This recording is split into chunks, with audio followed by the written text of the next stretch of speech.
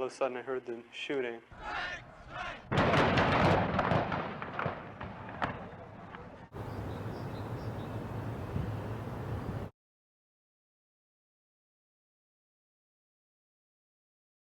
Perhaps the only thing one can do after having seen a canvas like ours is total revolution. But this just isn't happening in my land, this is happening all over East London. I live in Leytonstone. They're knocking down 350 houses, 3.5 miles of road. France had been brought to its knees by a disenchanted majority who wanted more money, better working conditions, and a shake-up in the social system. Chaos ruled the streets.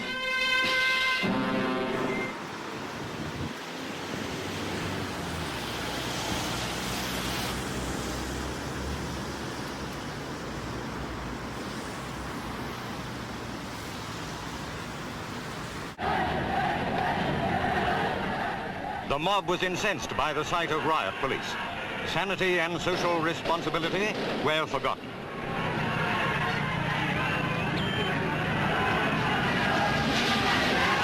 The tree became a focus point for the Green protesters. When it was bulldozed to make way for the road, people wept.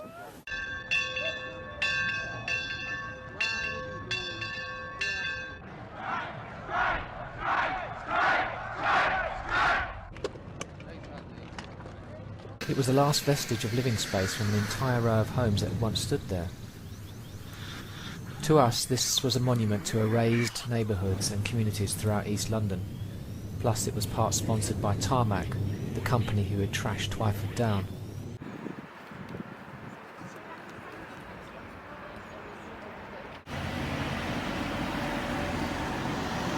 On the French-German border, more than 500 students from both countries waited for left-wing student leader Daniel Cohn-Bendit. Red Danny, as he is known, had been expelled from France. He refused to acknowledge his expulsion and told his supporters, "My expulsion will not solve the problems of France. I will come back."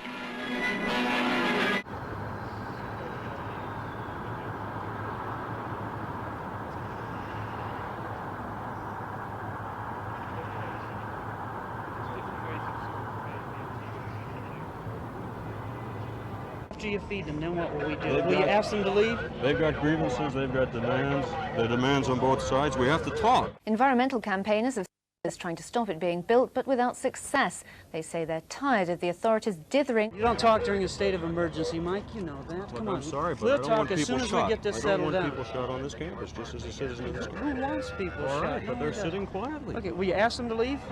What we've actually done here is dug new foundations to hold up the sculpture, because the original foundations to the Victorian house are too shallow and really would only work for the external walls of the house. So we've had to make these new, much deeper foundations to hold up the final piece. And then I saw people dropping to the ground, and then I fell to the ground also, because I couldn't walk anymore. And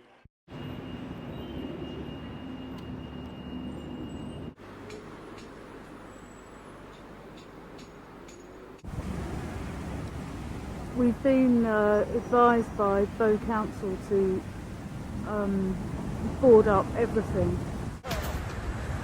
As squats go, the concrete house proved impossible to crack. And to be honest, you wouldn't really want to live there.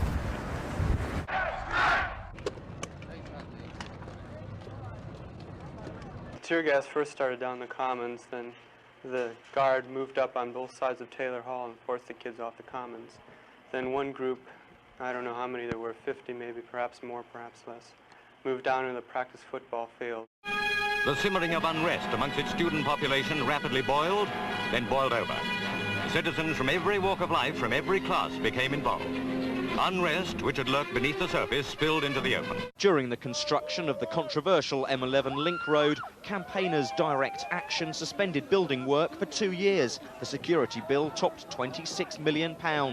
Or whether, as some people here believe, the guard, under the pressure of a rock-throwing attack, panicked and fired its weapons indiscriminately, killing 4 people.